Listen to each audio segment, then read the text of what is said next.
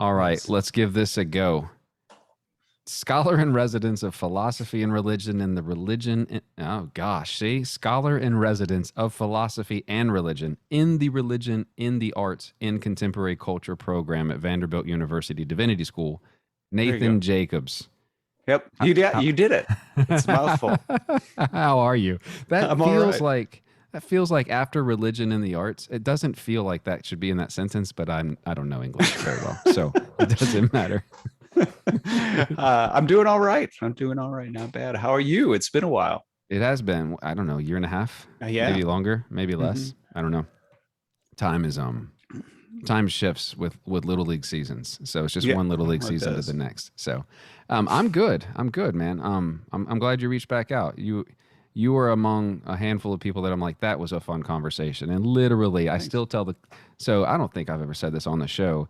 For those listening, in our first episode, which I'll link somewhere in the transcripts, I do that now. I transcribe the episodes because I need Nice. other things to keep me busy. Good. Um, yeah. I ran out of memory in the middle of our conversation. So literally at the end, I was like, so I have 5 minutes left. You have 5 minutes. You have I five think, minutes. It's a hard stop. and then it will stop you. I don't know if it corrupts the file. I don't actually know what happens. I just know it stops.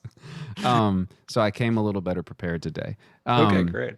but yeah, so you had reached out, and before we get there, so what is new? It's been a couple years. What is new? What should Yeah. people know? Well, I mean, there's a lot new. Let's see. I'm no longer at University of Kentucky, as the title you read indicates. I moved from Kentucky to Tennessee, the Nashville area. Now affiliated with Vanderbilt as opposed to UK. But a big part of the move was because of my ongoing work in film. So I don't know how much I can disclose about the projects I'm working on, but suffice to say, it sounds like the next project, much bigger project than any of my previous ones, has now been greenlit or will be this week, as well as what looks like could be, how do I say this in a cryptic way? An opportunity to keep on doing more film projects well beyond that. So anyway, I'll just say that. Yeah, So no, that sounds good.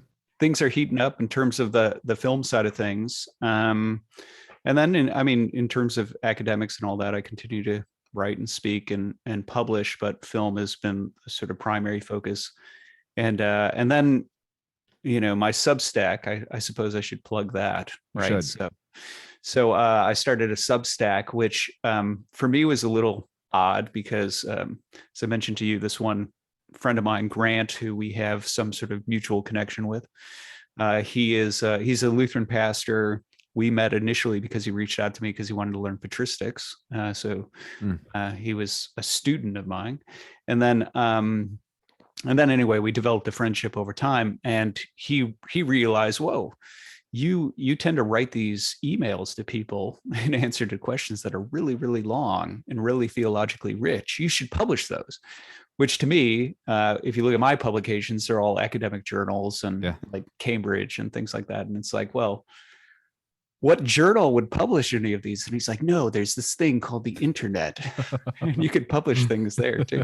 Put I was like, whatever you really? want on Is there. that called publishing? I didn't know that. That's weird. So anyway, so that's where the Substack thing emerged. And so basically, it's exactly what it says. It's theological letters that I've written over the years to people, and there's probably like 70 plus such letters that I'm Yeah. just slowly rolling out. And so anyway, yeah, Yeah. so that's what, so Nathan A. Jacobs.substack.com Yeah. is the address. That's fun. And you've enjoyed doing it so far?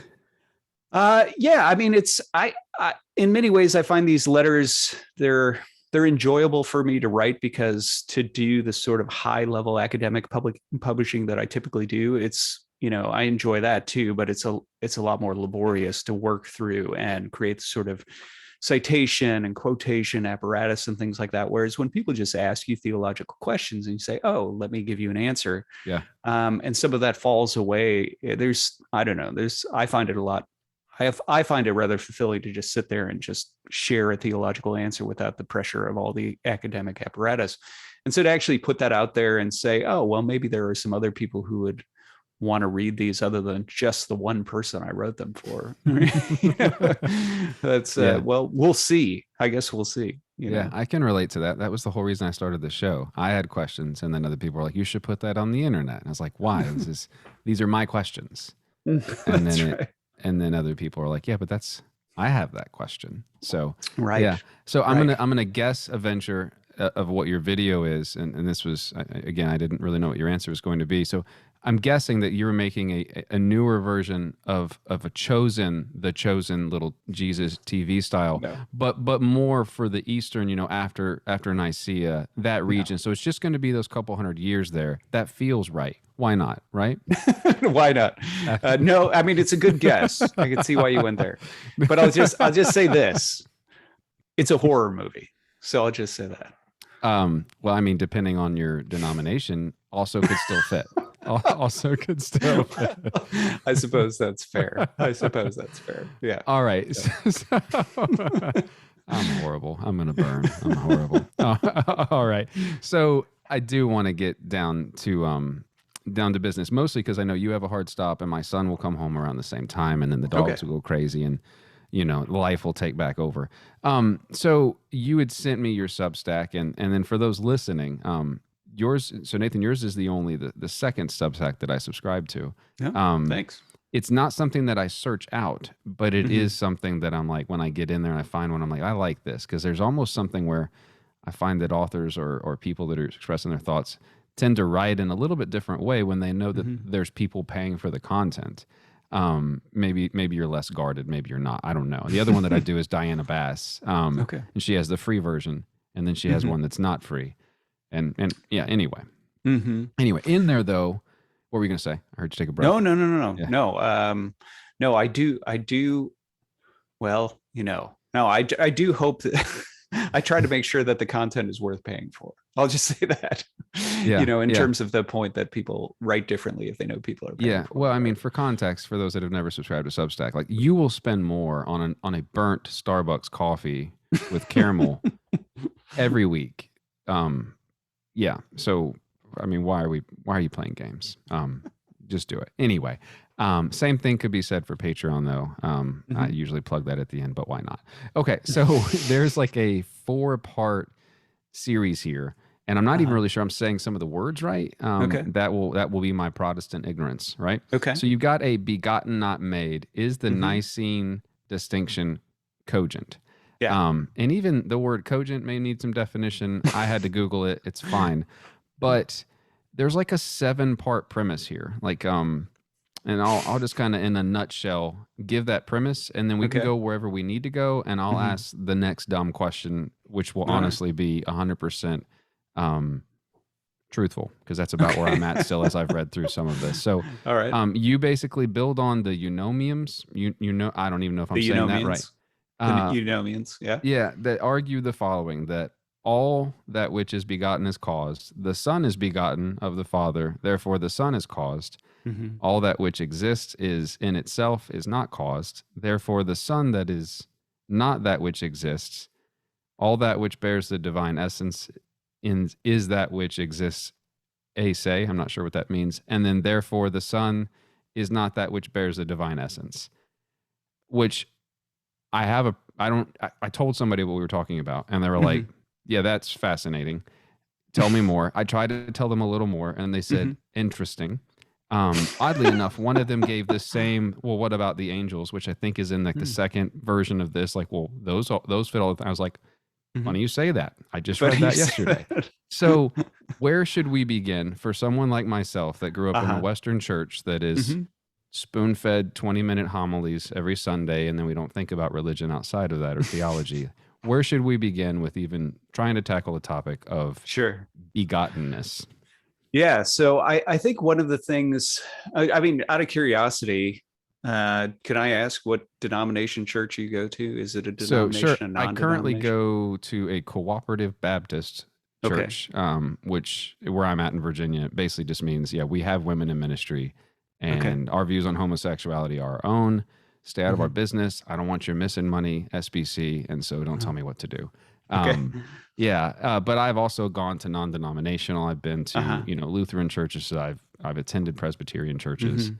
Pentecostalism usually scares me, Mhm.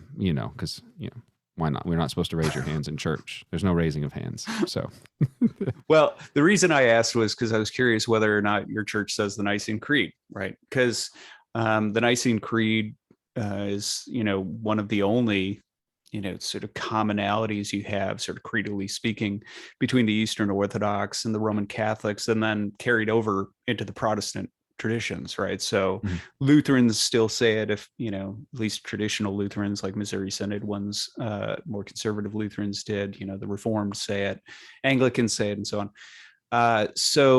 So in the Nicene Creed, this sort of broadly ecumenical statement, one of the only creeds, the only creed that is said in both East and West churches, there's this statement that the Son, that the Son of God is begotten, not made, right?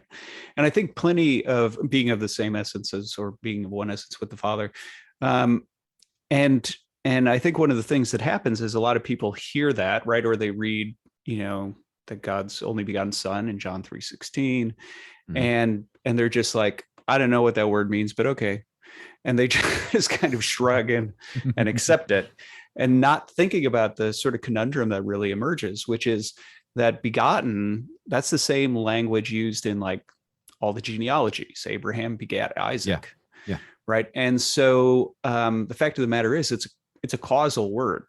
Like, it indicates that the Father caused the Son to exist, which for some people, they go, well, I guess that must be talking about his humanity or something, and they just sort of shrug and move on, not realizing that the way the term was understood historically in the church, as well as in certain other letters like Hebrews, it's pretty clearly an indication of the Son being caused as God, right? Like, his divine nature, him as divine, is caused before he ever is incarnate. So he's the only begotten with reference to his divinity.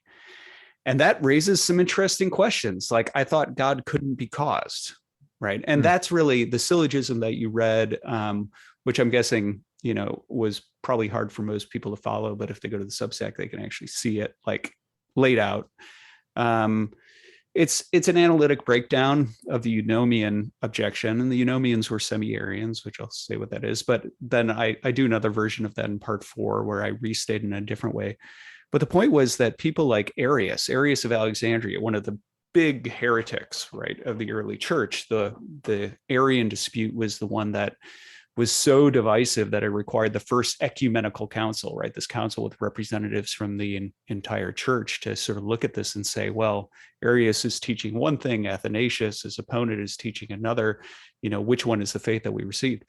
Basically, Arius's position was pretty common sense. He just said, look, he's begotten. Whenever you cause something, there's like a time before you cause it, and then you cause it, and there it is, right? So there must Yeah. be a time when the Son of God didn't exist, when God was not a father. He's just God. He's not God the Father. He's just God.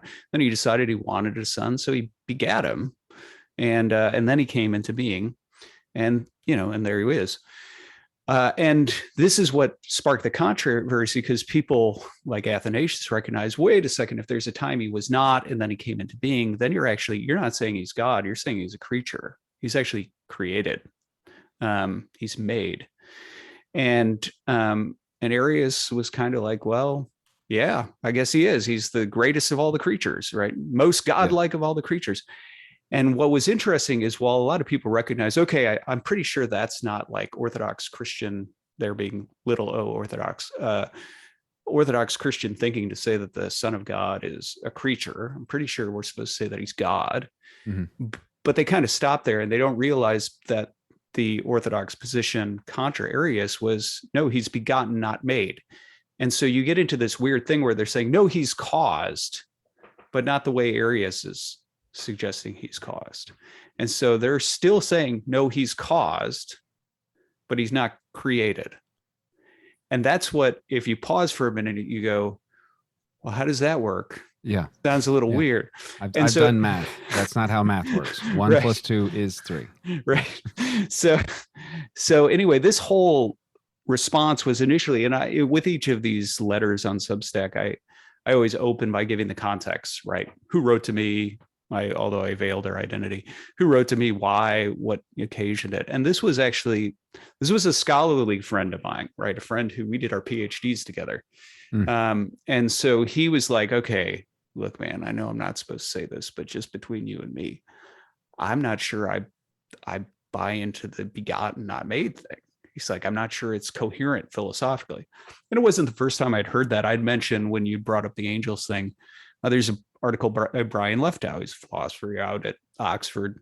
And he gives this whole thought experiment to try to explain why he just thinks it's incoherent, right? It's not a cogent, not a coherent position to say that, he's begotten, not made, that you're still just saying he's a creature. Yeah. And so he opposes the distinction. And so basically my friend was asking me for help. He was kind of saying, okay, I know that you buy into this and I trust you. I trust that you're a sharp guy. Help me out, understand how on earth this is a coherent distinction. And so I was like, okay, sure. And I started to write a letter, which then turned into a journal article, which is now published in Religious Studies. And so rather than actually sending him a proper letter, I just sent him the journal article. It's like, here it is. I wrote it down. I'm not doing it twice. Right. But on Substack, I still tried to strip out some of the apparatus and make it a little more letter-like. But I had to break it into 4 parts because it was just too long for Substack. Did you know that there was a word limit before you began? I didn't. No, I did not. So I pasted it in, and he's like, yeah. He's like, no, this is way too long. It's like, and then how long do I have to keep on hitting delete before you tell me it's not? Yeah, because then you have to reframe everything. Fine. How many times do I have to do this? Yeah, that's right. Yeah. So I have a question that I thought about as I was driving home. Okay. So I think that often people, and this may be a dumb question, and if it is, tell me if it is. So begotten for me. Okay, here we go. So if things are created, right? For Earth, and so that's what I want to focus on. How could there there be a begottenness before the creation of Earth, because the universe doesn't say that you know what I mean? Maybe I'm not asking this correctly. I don't think I am actually. Okay.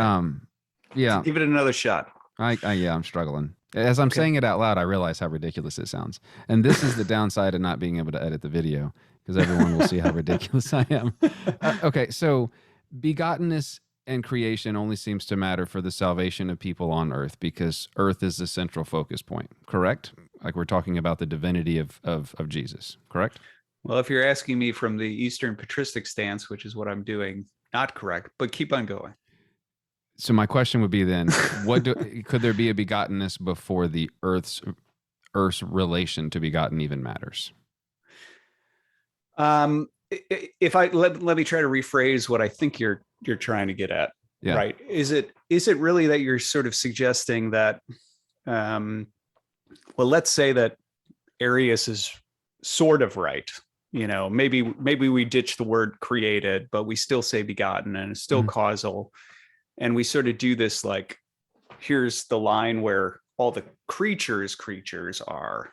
And then back here, over here on this, behind this line, there's this other causal moment that we call begottenness. Is it something like that? No. Okay. Let me try to make it. So, there's life on Polaris, and we realize, crap, we need a corporeal form of the divine to come in and make things right. And so I begotten it then, and now I come down to Earth, and I'm going to redo creation. And we've got our own narrative of that in the Bible. The begotten already happened. Oh, so now here it sounds like though you're associating begottenness with the taking on of the corporeal. Is that right? Okay, yeah, so maybe that's yeah. So that's the part that's not right. Okay. So so begottenness actually refers to, let's do it this way. Let's pretend there is no incarnation ever, right? There's just the Holy Trinity. Begotten, as well as spiration, or proceeding, right? The Holy Spirit proceeds from the Father, or if you're in the West, Father and the Son. Those are both causal terms. And so within their Trinitarian theology in the Eastern Fathers, which is what I'm focused on here, is the Father is uncaused. Nobody causes him, but he causes the Son and the Spirit to exist and to have his divine nature. That's what the claim is.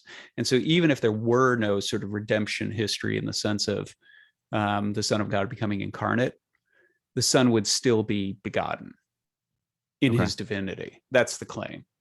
Okay. And that's where Arius is trying to get his head around. How is he not then a creature? Doesn't he have to be a creature? And so a lot of what I'm trying to do is break down, and that's the same thing my friend was asking. It's the same thing Brian Leftow was, arguing in his article. What I'm trying to show is that there's pretty significant and philosophically robust, arguments being made here for how that distinction does make sense. So, Yeah. should Okay. we talk about those? I don't Yeah. know. Yeah. We should. But we want to make sure we're setting up the problem right. I mean, do you feel like you understand what the problem is, what the issue is? Yes, it was more of me playing devil's advocate of, Okay. well, the universe is however old the universe is, and God Mhm. exists at a faster speed than the speed of light. And so what does begotten mean? I had Neil deGrasse Tyson in the back of my Okay. head saying, that if we look out 1,000 years from now, we won't even know the light and what that illuminated when we look out over it, because that portion of space is already outside of our Mhm. observable understanding, Mhm. which is our understanding. So that's the reason I was just ruminating on things. Mhm. Okay. So I don't know. Anyway, may have derailed everything. Probably not. Okay. Yeah. So let me try to refocus. So Okay. there is a part on the second part of Okay. what you've written Mhm. that you say the difficulty is that objects consist of more than just form. There is, for example, an enduring subject that sits beneath these forms, hypostasis, Mhm. as well as the substratum of matter in which forms come to be. And then Mhm. you go on to talk about something called epinoia, which I'm also not Mhm. good with. Okay. And then you use hyperousios. I'm not saying Uh-huh. that right either. What is Uh-huh. all of those? What does that Okay. have to do with anything? What is all? Okay, so let's try to make this a little more sort of like intelligible. So let me do it this way. More intelligent. Let I me do told it you I this was way. coming from a place of ignorance. Well, that's fine. So let's do it this way, right? So I think one of there's several differences between making and begetting, right? And that's really what all of this is about, is trying to say, okay, when you say begotten, not made, what are the differences, right? Is it just like that begotten happened a long time ago? Mhm. Is it, what sort of verbal voodoo are you doing when you make this sort of distinction? And my whole point is that there's pretty substantive distinctions. So I think the main place where I would sort of begin to boil it down would be, and this gets to some of the things that you were just citing in there, the substratum of matter and formal properties and the hypostasis and things like that. So within the Arian dispute, since that's where this really comes to the fore, there are certain arguments being leveled by Athanasius that I find these were actually incidentally the first aspects of patristic thought that clued me into everything that I talk about in this article. Athanasius, he talks about, that things are created out of nothing. And this is pretty standard. Most people know that the pagans thought that there's a demiurge, and the demiurge sculpts out of pre-existing matter. It's already there, and he just sort of shapes it. Whereas the Christians think that God makes not just the stuff, but the stuff out of which the stuff is made, right? Like that it's created out of nothing. It doesn't use pre-existing material.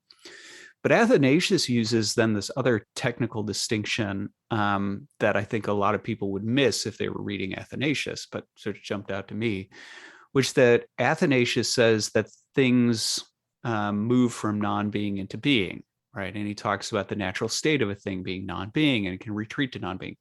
So part of the background here is actually a problem in ancient philosophy, precedes the Christians, of generation.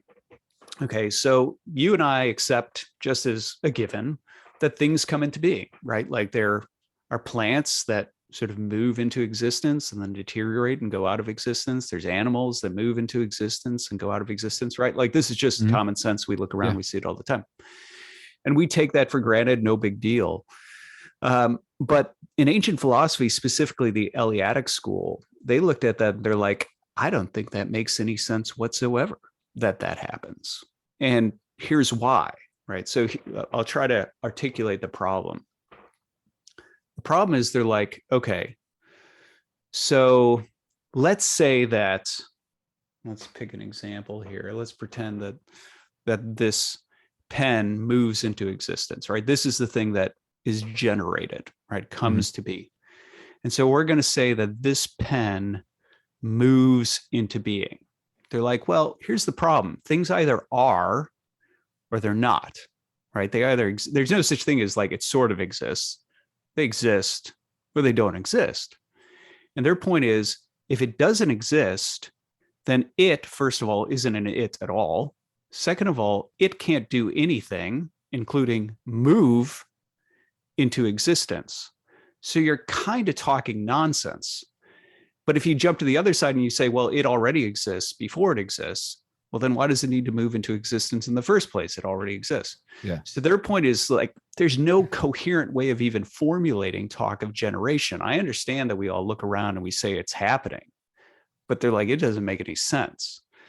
And so there were several solutions to this, but Aristotle's solution was that what he suggested is there actually is a middle between existence and nothingness.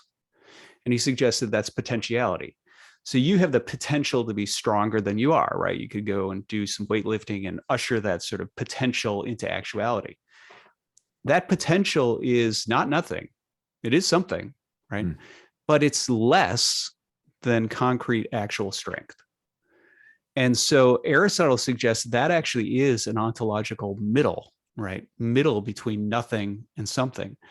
And according to Aristotle, that's what makes possible generation and corruption. Things aren't moving from nothing to something. They're moving from potentially something to actually something. Potential to actual. Like conceptually, I always like using the idea of a fabric, right? A shapeless bit of fabric where it's like, well, it's potentially spherical, it's potentially cubical, you move around, it's potentially in a number of shapes. And that potential becomes concretely real if I wrap it around a ball, right? Now its potential to be spherical is actual, right? It's actually spherical. And so what Aristotle talked about is he talked about the distinction between form and matter, that potential, right? That potential to be something. That's what Aristotle thought matter really is. What is matter? It's really just the potential to be stuff. And then what happens is when it manifests concrete properties, sphericality, for example, these, drawing on, his teacher Plato's terms, these are forms, right? Formal properties. So we identify them with abstract nouns, right? Sphere, right? We can talk about this sort of abstract nature of sphere. And sphericality manifests in the matter, and that's where that potential to be spherical moves from potential to concretely real. And what we call corruption or degeneration, right, is just where that then retreats from matter, and it just goes back to potential. So that's the basic concept that Aristotle used in order to solve that problem. Well, one of the other terms that Aristotle used for potential was non-being. And the reason he used non-being is because it's softer than nothing, right? It's just not quite being, right? It's not being relative to things that are being, right? And so when Athanasius says that if Arius' Son of God is created, right? He says, then he moved from non-being to being. He moved from a potential being to an actual being. Now, you might say, okay, so what? Let's just pretend that's true, right? Let's just pretend Arius is right and that's true. So what? Well, this is what gets you to a critical distinction in Athanasius. Athanasius suggests that right there is the dividing line between God and creatures. If you want to know what makes a creature and not God, we come into being. And that's why we're susceptible to mutation, because that first movement is a mutation. We transition from something we weren't to something we are. That's why we're susceptible to corruption, deterioration, retreating from what we are back to, relative non-being. Yeah. And he goes through all these sort of entailments that he says that's just what creatures are.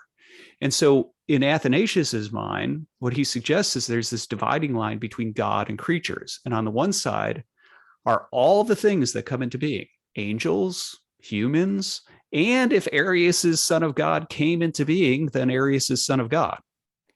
And on the other side is God, who fully is what he is, and doesn't transition into being or doesn't become something he wasn't, or so on and so forth. Now there's significant points for his understanding of the Christian gospel and things like that I'd be happy to talk about. But I'd say the first starting point for really getting our heads around what's going on in this discussion is exactly that Athanasius, and then, as I point out in other publications and things like that, other Eastern fathers with him, they really see the gulf between God and creatures to be that, right? That creatures are things that come into being, and then from the fact that we come into being unfolds all these other metaphysical entailments, like that we're mutable, changeable, like that we're corruptible, like that we're in some sense temporal, because there's a before and after to our existence, that we're finite and circumscribable because our existence wasn't infinite. It had a certain definite starting point and so on. So anyway, there's a host of that we're material, including the angels, right? All of these things start to naturally unfold from that. And that's where Athanasius sort of freaks out, because he's like, Arius, what you're proposing when you say that there was not a time that he existed and then he came into being, you have now definitively placed him on this side of the God creature divide. And he's really, ontologically speaking, no different than the rest of us.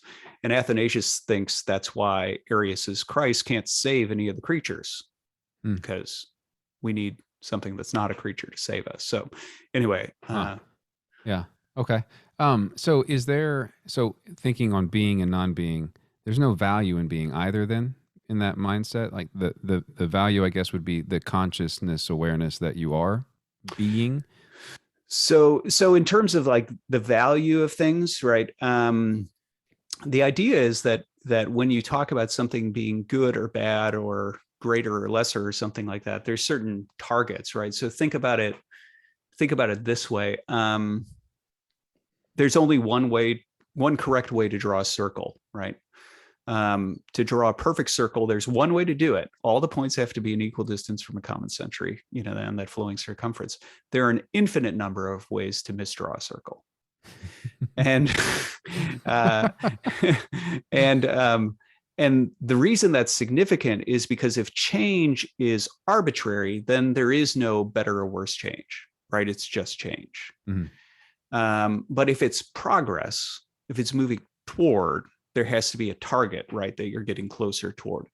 And so in this sense, what they would suggest is that non-being is an evil, right? The potentiality of matter is an evil. In fact, Gregory of Nyssa says it's good insofar as if you're a corrupt person who needs to repent, that potential to be other than you are is the very thing that makes it possible for you to repent and become good, so you should be thankful for it, right? So non-being in itself isn't, good or evil. It just sort of is. It's this sort of ontological potential to be things.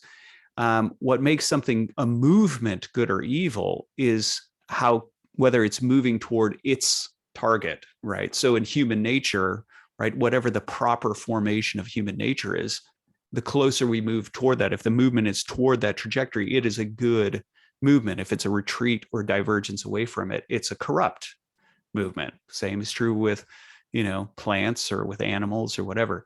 So the terms good or, generation, corruption, well-formed, malformed, normal, abnormal, all these terms indicate some sort of terminus toward which you're driving.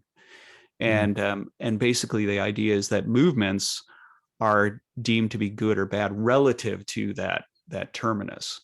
Yeah. So not that I necessarily believe this, but it's the question that sprang to mind. What do I care about whether or not the Son is a begotten creature for a specific purpose if the purpose is the same thing anyway? Like I create an arrow to shoot a target. What do I care?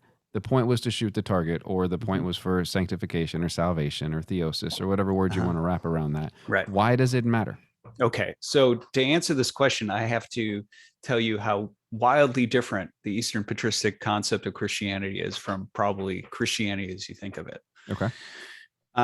So let's go back to this one point that I just mentioned about the fact that, every creature of metaphysical necessity is mutable, right? Because, right, this is what Athanasius says explicitly, and then Alexander of Alexandria says, and the Council of Nicaea says. By mutable, you mean changeable, right? Changeable, right? Okay. So the Greek term is aleotos, right? And it just means to become something you weren't, right? So in this case, you're potentially a human, and now you're actually a human, right? That's a change, right? I did it. I did it. Woohoo! Right. And Aristotle in his Physics says this explicitly, that the first moment of a thing's existence begins with a mutation, right? A transition into being, right? And so since mutation, or, aleatos, what it indicates is this, change in ontology, this shifting ontology. Since what a creature is something that moves from non-being into being, that means that to be a creature is to be mutable, right? That's there's no way of doing it otherwise. And in fact, Athanasius and the councils and all that, they're really clear. They're like, not even God can make an immutable creature. Like, that's like talking about him making square circles, or something like that. They're like, no, it's not even a coherent statement. Mm-hmm. Now, the reason that's important, though, is because change, right, mutability, entails the possibility of change for good, but it also entails the possibility of change for bad, right? The very potential to be otherwise is what underwrites the potential to improve or to degenerate. And so mutability, the flip side of that, is that every creature is also of metaphysical necessity corruptible. Okay, we can deteriorate, we can die. In the case of spiritual or moral beings, we can cling to God. And here, keep in mind, I don't want to go down a rabbit hole, but basically, for the Eastern Fathers, they think of holiness, virtue, perfection as uniquely divine traits. So when those are manifest in creatures, that's because the creature is somehow participating in the divine nature. Okay. So you become those things by clinging to God, or you retreat from God and you become spiritually and morally corrupt, right? Like, that's kind of how that works too. Mm-hmm. So every creature is corruptible. So let's do a thought experiment, right? In Christianity, it's pretty common to think of, well, what's the human condition that, Christianity exists to remedy? And it's like, well, we sin, and there's this judge, and he's going to judge us at some point, and that's a problem because we broke the law, right? That's kind of how Western Christianity tends to think about it. But let's put aside the whole sin thing for a minute. Let's just say that God makes the world, nobody sins, right? So far things are trucking along pretty good. Nobody's sinning. Nobody's violating the law. Here's the problem. Of metaphysical necessity, we're all susceptible to corruption. We can all screw the whole thing up at any moment. We can plummet the whole cosmos into destruction. No pressure. Right. No pressure.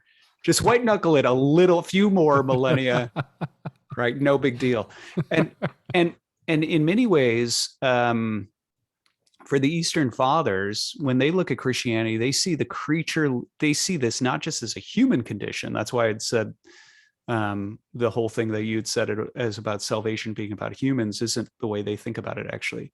It's about the cosmos as a whole. Creatures, the creaturely condition is that we're all susceptible to corruption. And that's this threat, this time bomb looming over the head of all of creation all the time, just because of what we are. It looms over the head of angels, over humans, dogs, cats, lions, tigers, and bears. And so like and that is the thing that they think Christianity exists to remedy. Now, yes, corruptibility, right, has manifested into actual corruption in our circumstance, but that's a manifestation of the problem. The problem was there before it ever happened. And so the big question that they have, is how do you ever escape it? And their answer is that the only way to escape corruption is to participate in or partake in the only nature that's incorruptible. And so they notice throughout scripture how often Paul will talk about the resurrection from the dead being the putting off of corruption for incorruption, or Peter talking about the corruption that has come upon the world due to sin, and that we escape that corruption by partaking of the divine nature. And so in their mind, what Christianity is there to offer, the only lifeline, the only hope that creatures have, is to somehow participate in God, participate in divinity, to partake of God's own incorruption, immortality, unturnability, moral, spiritual unturnability, and become, good, right, virtuous, etc. And that's the only hope of escaping that. Now, if we hold on to that for a minute, then what you realize is that the whole point of the incarnation in Christianity is to offer you that. So what the incarnation is not, hey, we need a sacrifice in order to remedy this whole judicial problem that we've got in the future. Christianity is about our corrupted species, the creator, the Son of God, the Logos, right, the agent of creation, enters our species in order to heal it and repair it and make it incorruptible from the inside, so that that lifeline back to God is, sort of reconnected, and that we, through union with him and the sort of sacramental life of repentance and so on, imitation of him, can somehow partake of his incorruption and basically be remade, putting off our corruption for incorruption. Now, if you look at Christianity in those terms, all of a sudden Arius undoes the whole thing, because if Arius puts the Son of God on the creaturely side of that divide and makes him a mutable, corruptible creature, he can't help any of the other creatures. He's in the same boat as us, even if he never sins. And so that shift, you have to have that shift in how they see the Christian faith, how they see the creaturely condition, how they see what Christianity offers, in order to understand why Arianism was a big deal and why it was critical to say, no, he's not made, because if he's made, he comes into being, then he's mutable, corruptible, etc. He's begotten, and that's something different. Yeah. I'm curious, and you did not write about it, and maybe it's because it's irrelevant to the conversation. Where does everyone talks about God and the Father, and then there's the Son, and then the Spirit never gets spoken about. So where is there a begottenness mindset about Spirit at all? Is there any place at the table for that part of the conversation? Yeah, it's not begottenness, right? Because he's the only begotten, right? Yeah. But it's still causal, right? So the language of the Spirit proceeds from the Father, right? And then the whole dispute about proceeds from the Father and the Son. That procession language or spiration or outbreathing language is another causal term. And so all the same questions you'd raise about the Son of God are just as relevant to the Spirit. And I think I don't know if I'd survived in the sort of letter version on Substack, but in the published version, I actually have a footnote where I say, by the way, all of these arguments can just be applied to the Holy Spirit too. It's just as relevant to that. The same problems begin to emerge. And incidentally, this is, I mean, I don't want to go into the whole filioque, but suffice it to say, this is, sorry, I said filioque, and most people probably don't know what that means. Okay. What does it mean? Or more importantly, I'm not as concerned with what it means because you want to go into it. I am curious how you spell it, because I don't even know how to Google that for the transcripts.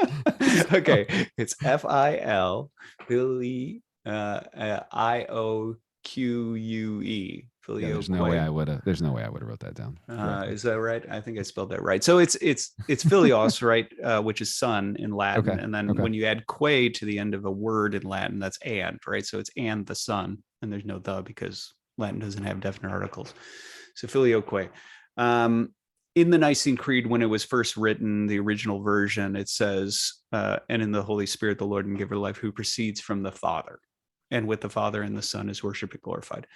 The Latin iteration, Rome, adds to it the filioque, who proceeds from the Father and the Son. And this becomes doctrinally one of the big splits between the East and West, even though it's very clear the division is far more than just that, right?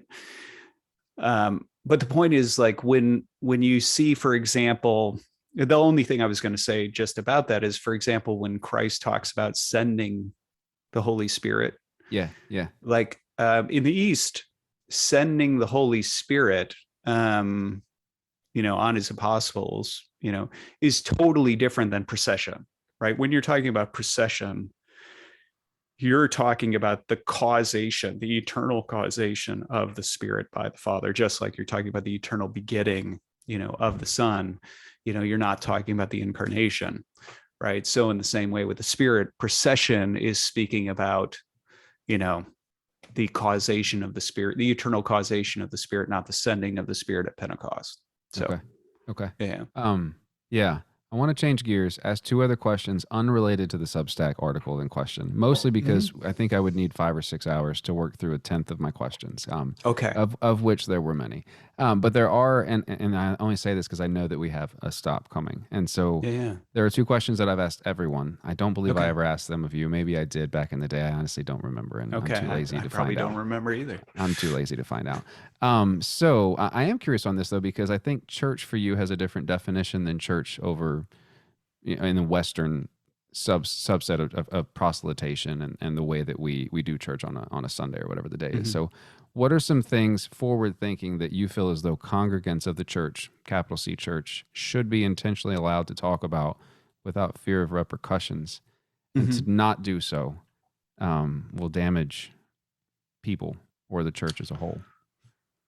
Oh, well, I think I'd probably answer that in two different ways. I mean, the one is I think all of the topics should be up for grabs. I mean, if I mean, the film Becoming Truly Human, that my whole journey toward orthodoxy, into orthodoxy, had everything to do with delving deep into philosophical and theological history. And it was, as I think I talked about this a little bit in our first interview way back when, what I mentioned that actually was the very thing that pushed me away from Western Christianity, and I embraced the God of the philosophers, and I became a student of, Kant and Leibniz and modern philosophy, and then sort of anyway on and on it went until I sort of worked my way back around and ended up in Eastern Orthodoxy. But I think, questions are the sort of thing. If you have a good guide, right? It's always hard when you ask good questions, but you don't have a good guide to work through answers. That's why it's important that you have some good guides to help through answers. Just But Google. yeah, just That's all I need. no, don't just. But oh Lord, but no, I mean, I think a lot of the questions. So if you look at, I'm a big fan of hard questions, right? And so if, for example, you looked at not my Substack, but just my publishing stuff, I spent a lot of time with Immanuel Kant. Kant, supposedly the all destroyer of metaphysics and the enemy of Christianity and all this sort of stuff. I did a whole article on Kant's objection to divine revelation, right? He thinks if God were to reveal himself, we couldn't even know it's God talking, all this sort of stuff like that. And I grapple with that. I'm like, okay, let's hear it, Kant, right? Like, let's hear the case and grapple with it. And so I really do think, as somebody who's confident that, Christianity is true, I think all the questions are great and up for grabs, mainly because I think they all have answers. And I think wrestling with them is fruitful, right? And so, like, I think that's true. Now, I think there's other things, though, that are best wrestled with not in a public forum, but in a private forum, right? You brought up, sexual issues or something like that. On the one hand, there's sort of like I don't want to go down that rabbit hole, but just suffice to say that in our context, it tends to be a sort of socio-political issue that then like is all about the public forum dispute. And my main question is, let's pretend for a moment that, I'm homosexual, and let's pretend for a moment that I have a conscience problem with that. And I'm like, I don't know, should I have a conscience problem? Should I not? How do I deal with this spiritually? What do I do? I don't think the public square is the most fruitful place for that. My spiritual father, speaking from an Orthodox perspective, my spiritual father is the one who is the best person to address that, because it's about me, right? It's not about the public square. It's about me. I'll give you an example of one such sort of very Orthodox story. There's a story of this drunken monk, right? Where there was this one monk who so many people looked at and they were like, oh, he's such an embarrassment to the monastery because every day he's smashed, and like all the people in the town know it, and all the other monks know it, and it's so scandalous. And what do we do with this guy? Eventually he dies. The other monks are like, it's about time. We can now get our reputation back. And one of the things that happens is that at the funeral, the abbot of the monastery talks about how this was a very good monk, and everybody's like, "What is he talking about? A good monk? The guy was a drunk." We drank together. We definitely drank together. Right. And his aunt, and he tells the story that this guy, when he was an infant, was born in a war-torn area, and his parents had to smuggle him across, these sort of enemy line type things.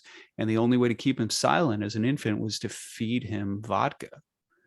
And so he was a raging alcoholic from infancy forward. Came by it honest. And he came to the monastery, and the abbot was like, he's like, he was drinking like something absurd. I don't know, like, six things, 12 packs of beer, or like, I don't know. Something completely outrageous per day. And the abbot said, for your obedience, I want you to drink one less beer a day for a year. And so he did. And then the next year, he's like, I want you to drink one less beer a day for a year.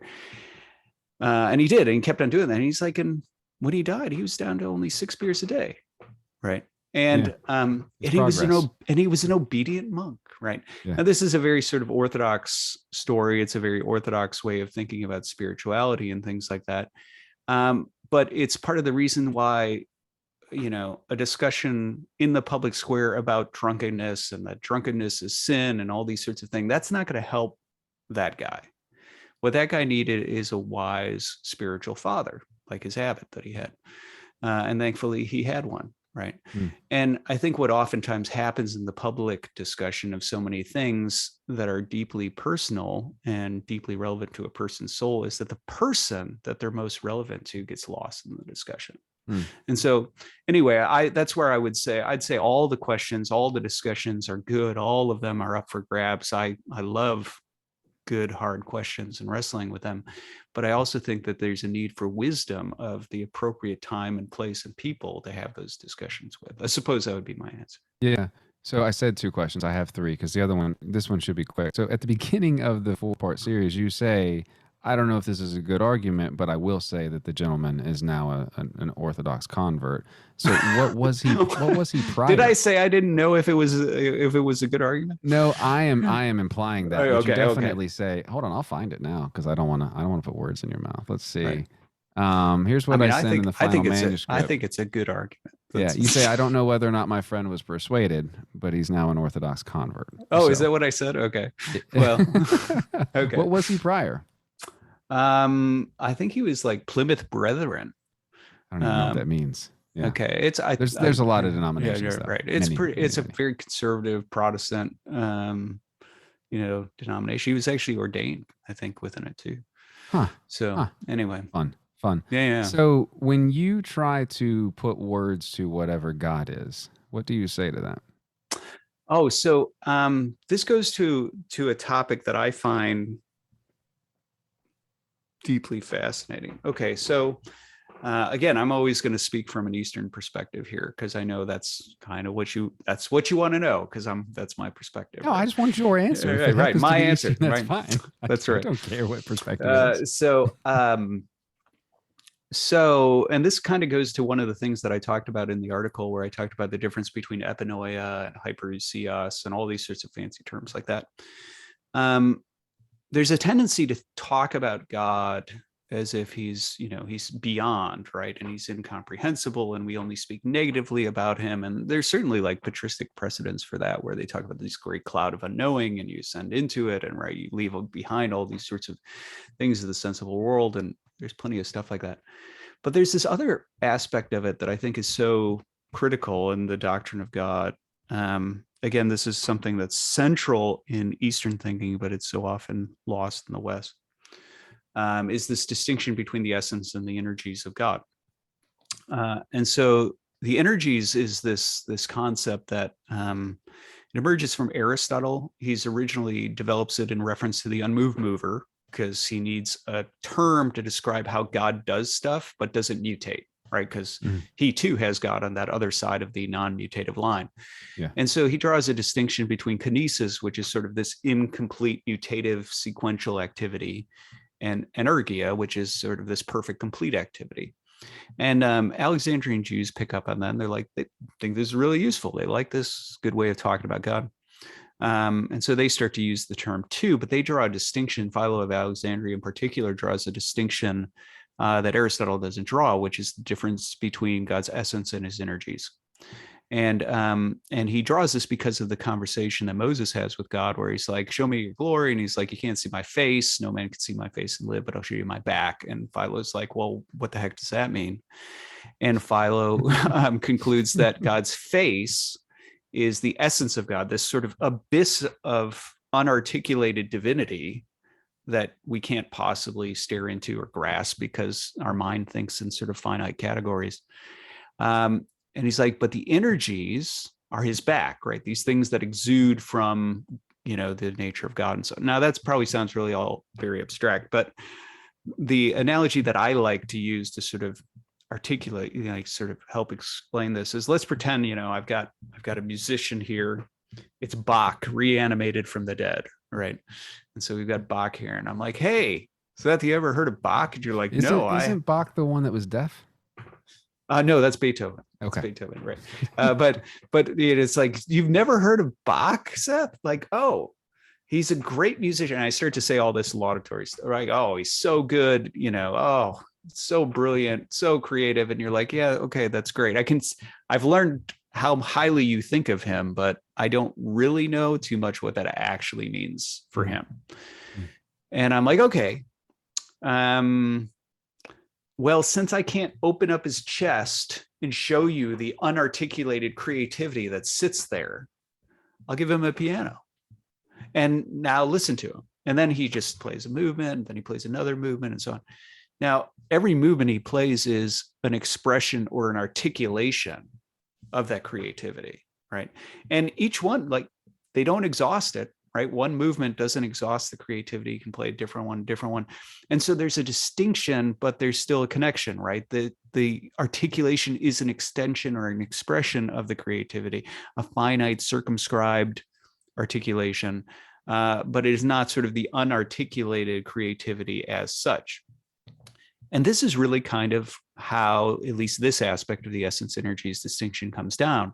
That yes, it's true.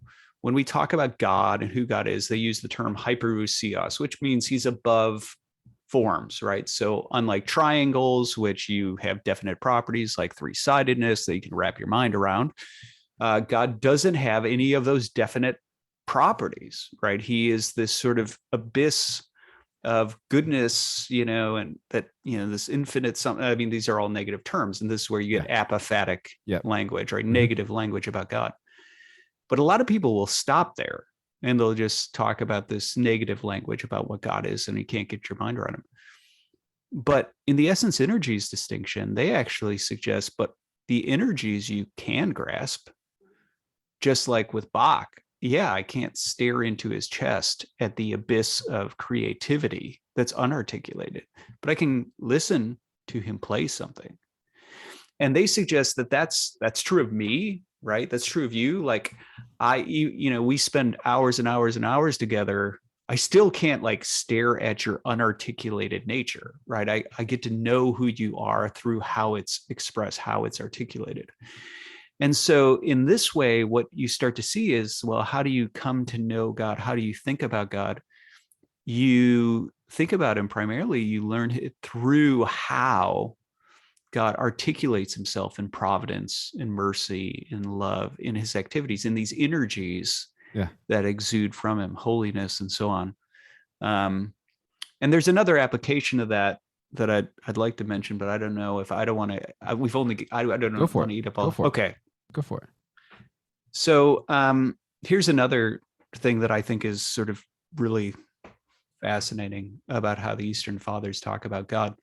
And I mentioned this in one of the letters. I wrote a letter to a woman who lost several children. I don't know if you saw that one in the Substack list, but in there I talk about this one at greater length. So I'll just sort of do a cursory version of it. But in Western thinking, there's a tendency to think, because there's this sort of tendency in the Enlightenment and modernity to think of the world in these sort of mechanical terms like a clock. There's a tendency to think of the spiritual stuff as like outside of it. And especially, in modernity, it's not even clear that there's any angels or anything like that. So there's maybe just God outside of it. And you have this sort of God world divide. And so when you talk about God showing up or revealing himself, there's this tendency to almost think about God revealing himself like he would show up as an object in the room, right? And so if you and I are sitting here going, where is God? God, where are you? We'd be looking for like an orb or something, an object that shows up that, oh, like here he is as this object. And while you may have theophanies, right, things like that in the Old Testament and things like that do sort of fit something akin to that, one of the things that's really fascinating in the Eastern Fathers is the idea that the primary mode by which God shows up and manifests himself is actually in and through creatures. So there's very few instances in scripture where God shows up unmediated, right? Usually shows up in and through a prophet, in and through an angel, right? In some elements, or, in some of these cases in theophanies. Yeah, a bush, a donkey. Yeah, but one of the things but when you consider that,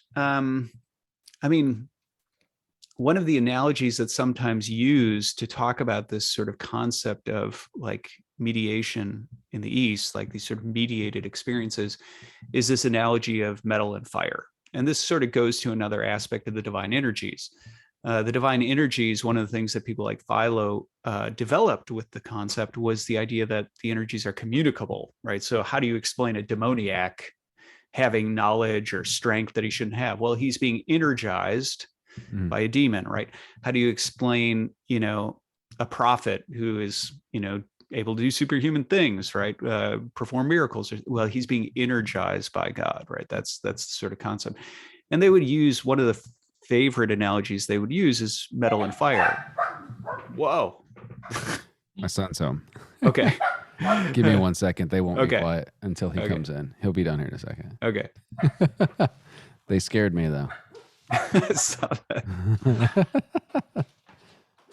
Hey. Can you take the dogs upstairs? Yeah. And I'll be down here in a few minutes.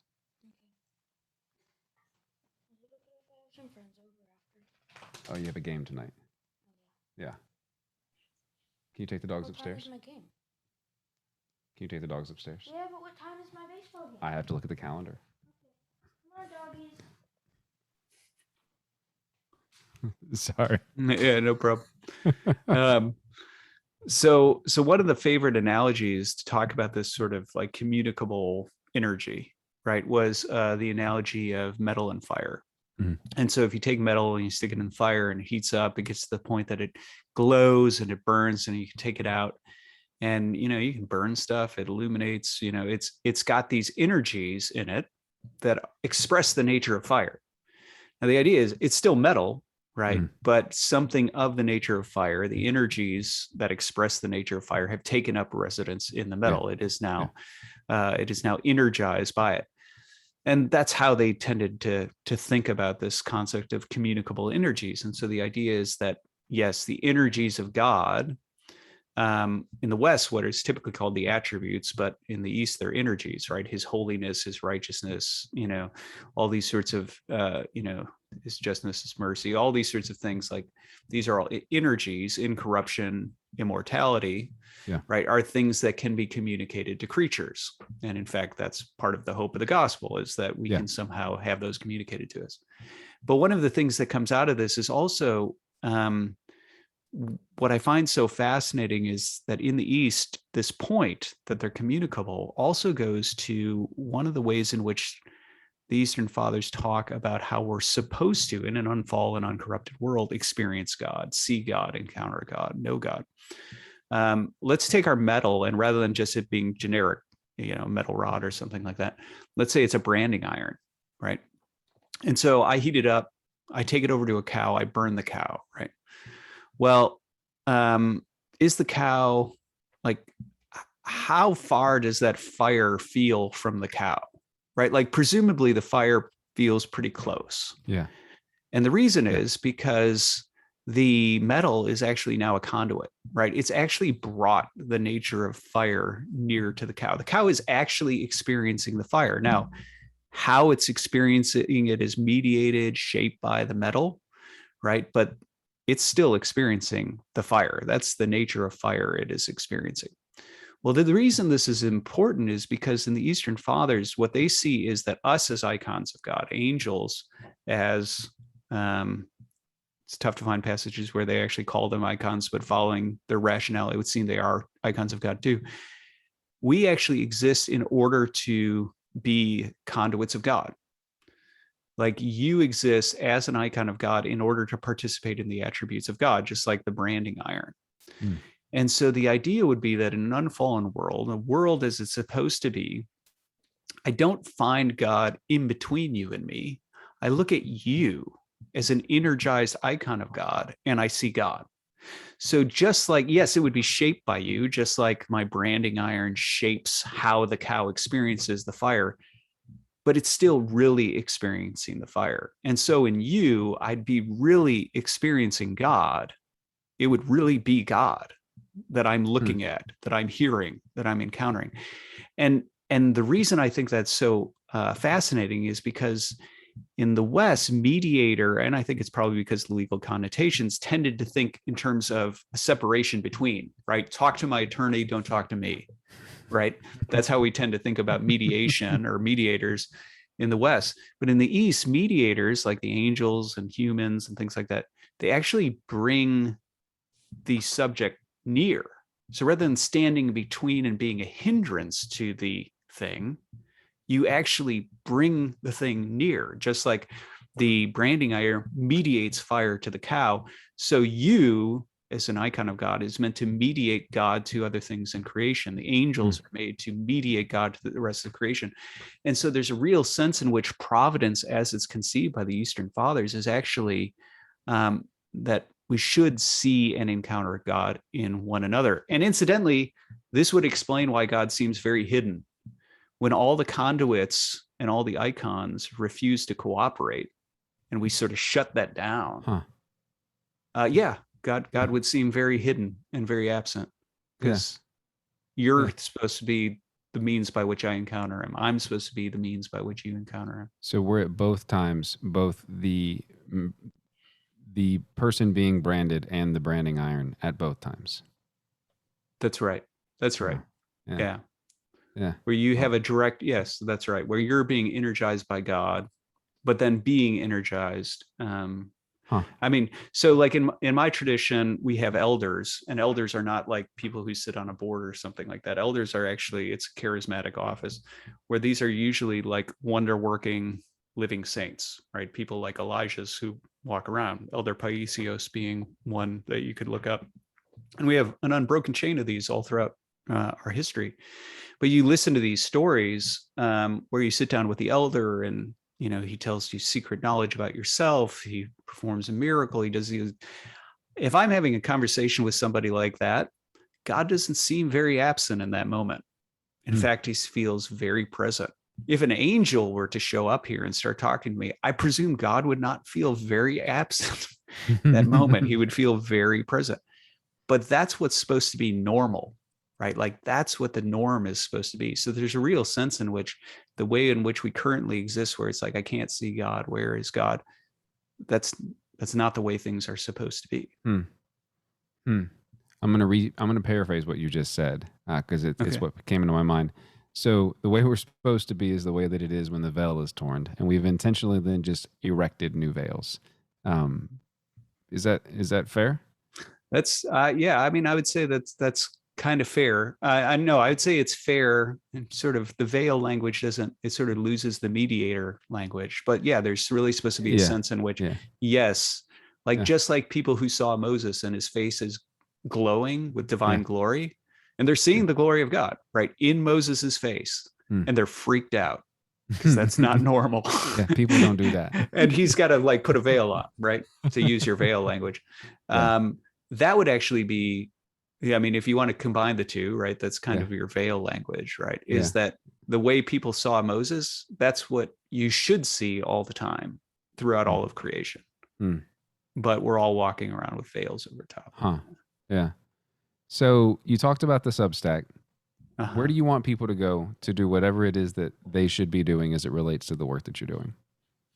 Oh, I don't know. I mean, if somebody wants to know what I think about things, or they think any of the insights I can offer are helpful or whatever, I'd say just subscribe to Substack, right? So, do I have to say it again, or will you post the Yeah, link I'll or post something? it. I'll post it. Yeah, absolutely. So I mean, these letters were. Sometimes I think when people are looking at them, they're treating them. I'll hear people refer to these as articles, and it's like, these are not articles. These are literally, I sit down to write an answer to a question going off the cuff to somebody. And my intent in the original letter is always to help the person, right? Yeah. I don't know if I'm always helpful, but that's the intent, at least. Help clear something else, clear something up, bring clarity, bring insight. And so the hope is that there are other people who might benefit from those as well. And so I would say anybody who wants to see if it's beneficial, subscribe, right? If you want to support my work, you can be a paid subscriber. Can you submit a question there? Is there like a button that says shoot me a question? There's not a button on there, but if you go to my website, there is a place where there's a contact form, and that's normally where people who I don't know send me questions. Yeah.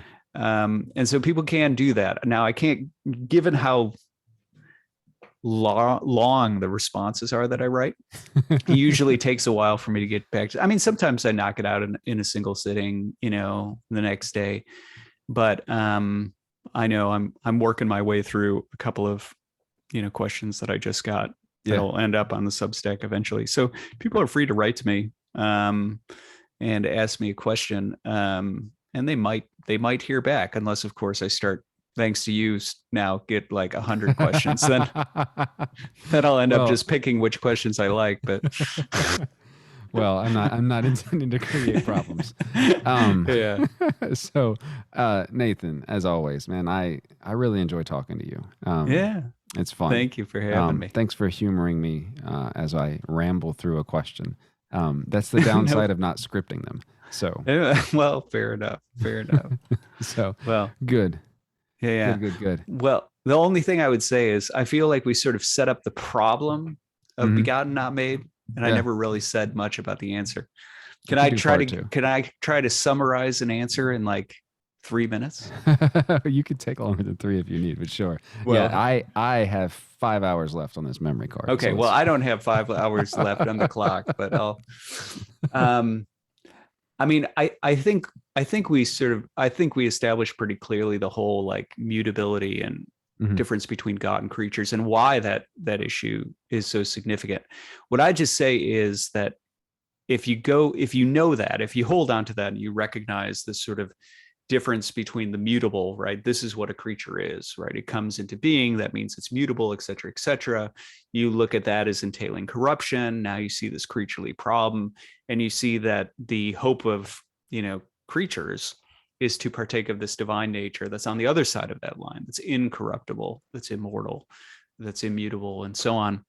And that's why it's critical to affirm that the Son of God, if Christianity is really going to offer hope to people, then it's critical that the Son of God actually has that nature, right? That he's on that divine side of that line. I would say that all the different answers I work through in the article, just by way of summary, they highlight all the sort of differences between God and creatures that inform the begotten, not made distinction. So what I go through in there, for example, is I enumerate some of the metaphysical entailments of being a creature.